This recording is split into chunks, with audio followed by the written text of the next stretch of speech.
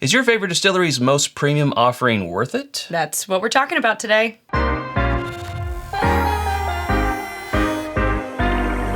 That is what we're talking about today. Hello, I'm Chad. I'm Sarah. Welcome to It's Bourbon Night. Sarah, this idea birthed here recently. I know that's gross. Came about. It's not gross, Chad. It's just a part of life. It's natural.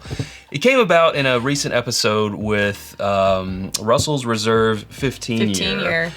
And how over the moon, here we are still, stoking those flames of FOMO for people. Sorry. But what came out of it, though, was, is anything that Wild Turkey makes better than some of the Russell line? Right. Russell's line. The Russell's line is not necessarily pitched from, the brand's point of view as their most premium product, but when we compare it to the most recent releases of the Master's Keep collection, if you asked me to choose between them, I would choose the Russell's 15. So then it kind of sparked this discussion of what is a distillery's most premium offering, or the tippity top of their brand portfolio? To use a technical term. Do we think that that's what it should be?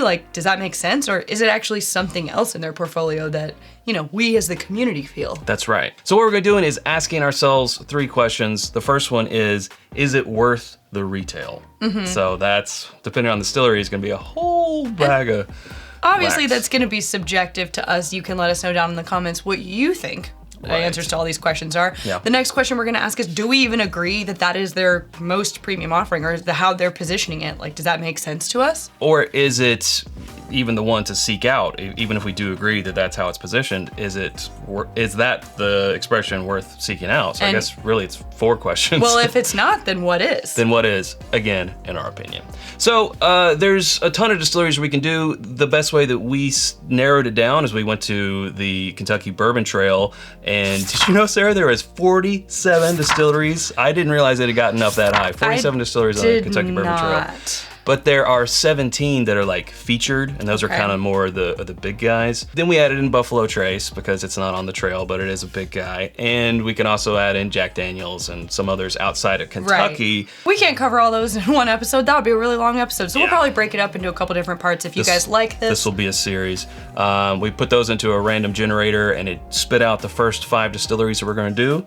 So let's start it off fortuitously with our example, which is Wild Turkey. We've got the Russell's 13 year, which is now 150, but started at 80 a couple years back when it was first released. Yeah. We have the 15 year, which is 250, and then we have the latest Master's Keep, which runs 275. But back when they were first released, they started at 150 back in 2015. And that was for a 17-year-old. Can you believe? So now this is a 10-year Triumph, 10-year minimum. Yeah. And it's 275. So that's quite the range and quite the increase. The Unforgotten up here, which was retail of 200. Again, this is what kind of got the discussion started, and we've already sort of weighed in on this one, but in my personal opinion, I would rather have the 15-year-old Russells, at 117.2 proof than pay $275 for this 104 proof 10-year. Still, I've tried them both, and I'm pretty wild about the 15, and I'm not so crazy about this 10. Yeah, and of course we could go all the way back to 2015 and try the Master's Keep 17 year, but that's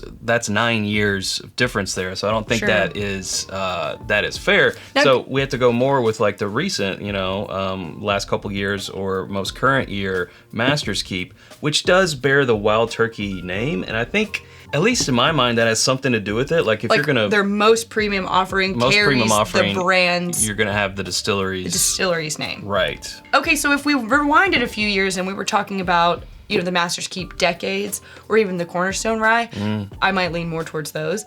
But now with the addition of this, I am firmly in the camp that I personally believe, while this is their top tier, most premium positioned offering, I think this is the tippy top of what they offer. I agree. So if the Master's Keep line is positioned as Wild Turkey's tippity top, I love using that technical phrase.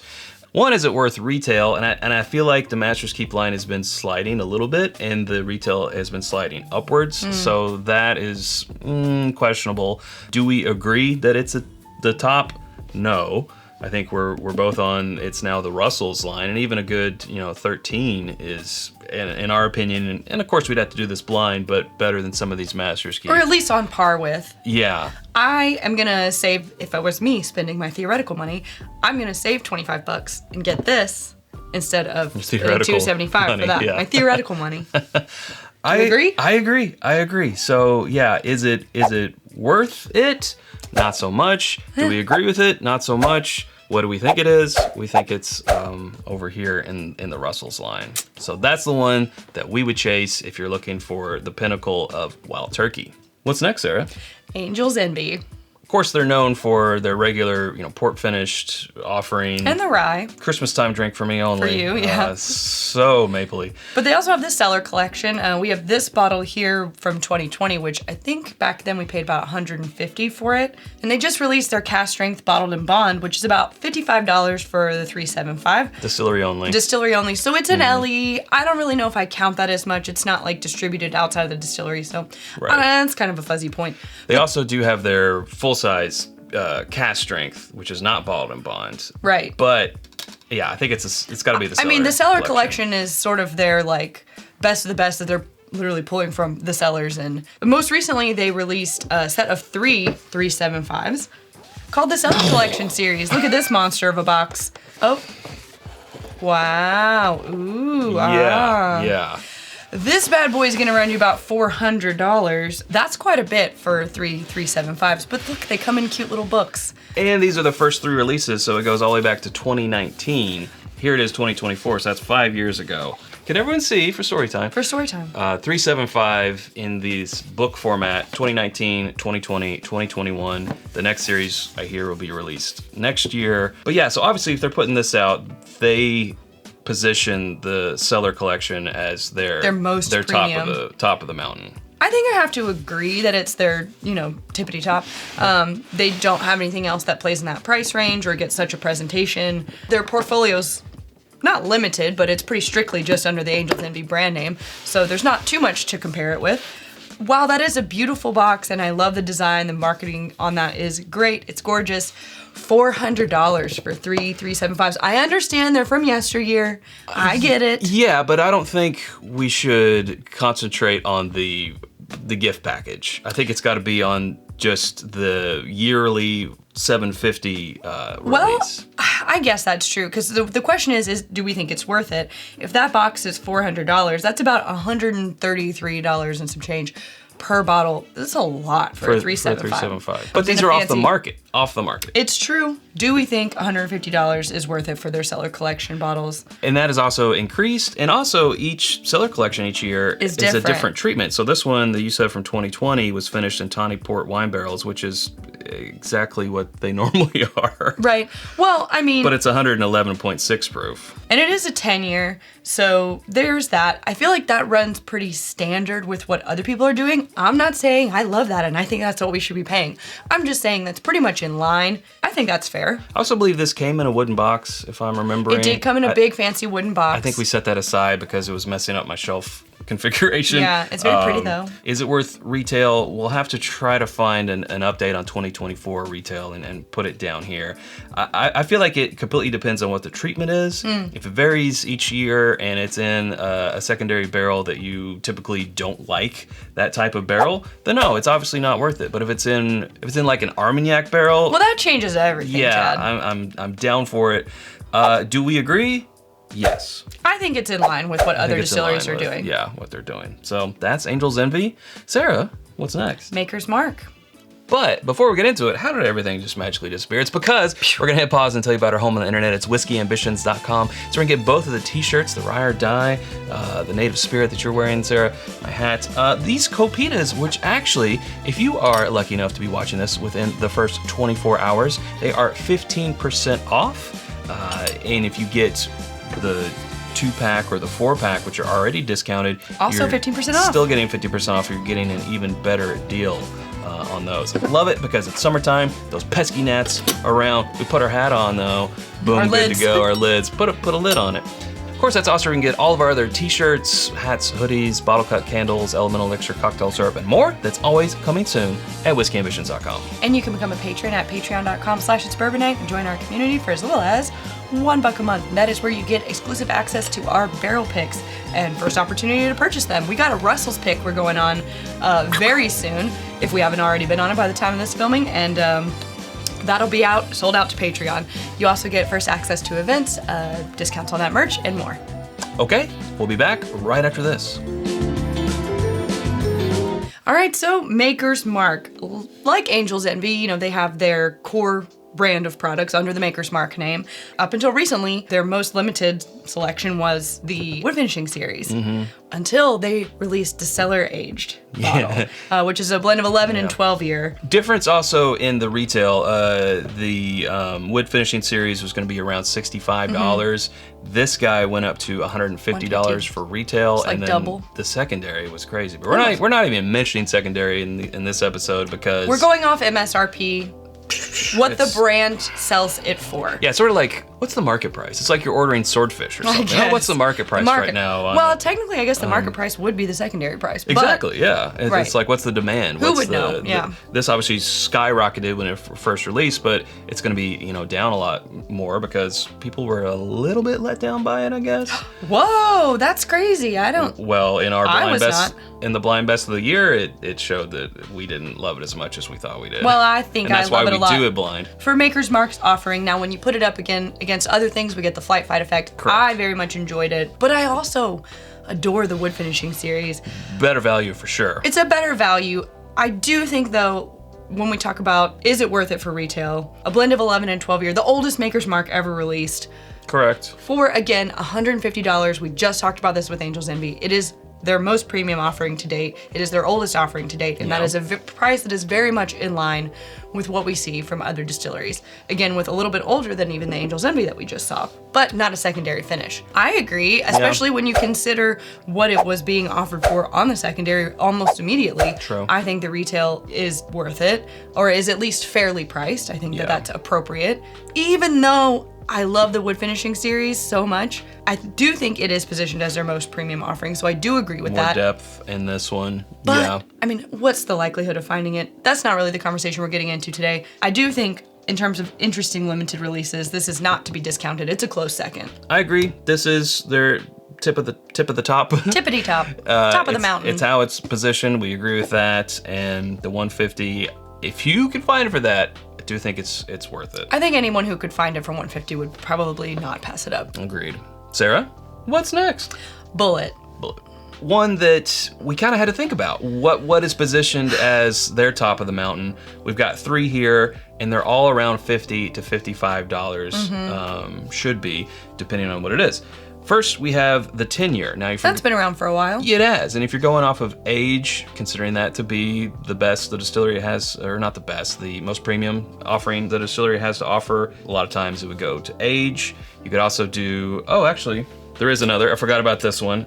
This is their barrel strength. So is it the highest proof? Some people. Or is it the highest age? Is it an actual LE? This one came out in 2020. This is the Blender's Select. It is listed as batch 1, and it was limited. It's a blend of 3 of the 10 recipes. Still, again, around $50, the same as these. Is it just because it's a blend and a LE position, does that make it the top? Or then they've just come out with this 12-year rye. Re-released this, 12-year rye. Could a bourbon distillery's most premium offering be a rye? I mean, I guess they're all American distilleries, so an American whiskey could be their most premium product. What I think is they have not yet released their most premium. I would say they've got to be working on something that plays in that area, because otherwise you're kind of missing the boat when it comes to what other distilleries do, or perhaps they recognize that as the frontier whiskey, as they brand themselves, that they're not really positioned for the super premium market. Maybe they're gonna come out with a different expression, not under the Bulleit name. Maybe they'll create a new, name and go out under that. So, since Bulleit is so similar to Four Roses because they were both owned by Seagram's back in the day, and that's how they both have the 10 recipes. The 10 recipe thing, I think eventually they will have a once a year LE like Four Roses has. Now, the Blender Select is 3 of their 10. Like, Four Roses, it's sometimes 3 or 4, and it always changes. I feel like that's where they're headed. In the meantime, I feel like if they had a higher proof 10-year, I think that would be great, because this one is 91.2 2 proof. So maybe like a barrel proof 10-year. Barrel proof 10-year, Oh, that could I feel be. like would be a great LE for them to have. But even when you consider like these prices for these age-stated products, I feel like if they did come out with something on their premium, it would be around $100, $120, which it all depends on whether or not you perceive this brand as able to, you know, put that out. Will their audience, the diehard fans, accept that price point because they have stuck for so long around this $50-ish mark? I think they will when their own distillate gets to that proper age. And that's Right. sort of where they are right now. They've Maybe been that's what they're waiting distilling for. a while. They're waiting for their own distillate to age up to LE status, if that's even a thing. I will say this, Sarah, the one that I'm probably the most impressed with right now is the 12-year rye. Now, it's a 95.5, it's not even theirs, but that's sort of how they've gotten to where they are now, Yeah, by using true. other people's stuff, by sourcing. I think it's, for the price, for a 12-year, for a 95.5 rye, I think that this is such a deal right here. True. I So don't- worth the retail, yes. Right, I don't think that's where they're positioning it, No. but that's what I think anyway. So I think, yeah, when it comes to the do we agree, yes and no, because yes, it's like the only option, but no in that I think that they just haven't put it out yet, like whatever that. Agreed. This is just normal offering, not in the premium category. Looking forward to it. Yeah. So to wrap up, Sarah, what's our last one? Woodford Reserve. I think that we can all kind of assume that Baccarat, the $2,000 super fancy Waterford crystal glass, Not once pictured a year, here. not pictured because obviously not, positioned as their most premium offering. I don't think there's any argument there. Right. And is it worth it? We don't know because we haven't tasted it. Now we do have a friend who has tried it and they have said they didn't feel like it was worth the price, but we can't weigh in. I think the majority of the public who doesn't play in that price range could agree that almost nothing, if in fact maybe nothing, is worth that price point for a consumable. Right. We recognize that is their most premium, but it's so far in the clouds that we can't even talk about it. Let's bring it back down to a level at which we can talk about it. Yes. So obviously they have the Woodford Masters collection. We've got a few bottles here, including an old one. Our favorites are either going to be the double oak or Not the, a Masters collection, but or the batch proof, which is a Masters collection. This one here is the very fine rare bourbon, which it fooled a lot of people because it has this limited edition series number 16, and some people thought it was a 16-year-old. which I think is a little sneaky. It is not. It's just number 16. The batch proof here is the one that we found that we consistently like the best from the Masters collection. This one's 150. This, again, limited release, which I don't know if is distillery only. We definitely got it from the distillery. This was the double oak. It was $50 when we bought this 375. Now it's apparently 80. It's quite a bit, but it's very tasty. I like it a Yeah. lot. I think that Masters collection is, Baccarat aside, they're, you know, kind of tippity top of their releases. Now, whether or not you think that's worth it, some people will say that the batch proof is one note. I like the note. I agree it's one note, but I think it's a tasty note. It's regular Woodford, not cut. Not It's- cut it's down. to the proof of the batch, of the small batch. I like the proof. I like high proof Woodford. 150 is high. But solid. It's solid. It's solid. So which one are you going for? Double oak, which is a double oak Woodford, or the batch proof? I would rather spend $80 and have less, but something that I like better with the double oak. I don't know. What do you think? I think we've done these side by side before, and I think we were split, and I do think you went this way. I think I'm more just on the regular makers at 128.3 proof, and that does vary from release to release. We have 2 releases of this. Yeah, I think this is their best offering. The other thing, and this is another point, Sarah, that we didn't even get into in this episode, and I know it'll come up if we do a second one of this, is the most premium offering that a distillery has, is it right that it's not a tried and true bourbon when they are known for a tried and true bourbon distillery? Because Interesting. Baccarat is finished in a second barrel. Let me figure it, because I can't remember what it was. So the Baccarat edition is finished in select XO cognac barrels. Okay, this is an interesting discussion, Chad, because I know that we have talked about this before. before this episode idea even came up, when it came to the Jim Beam masterpiece.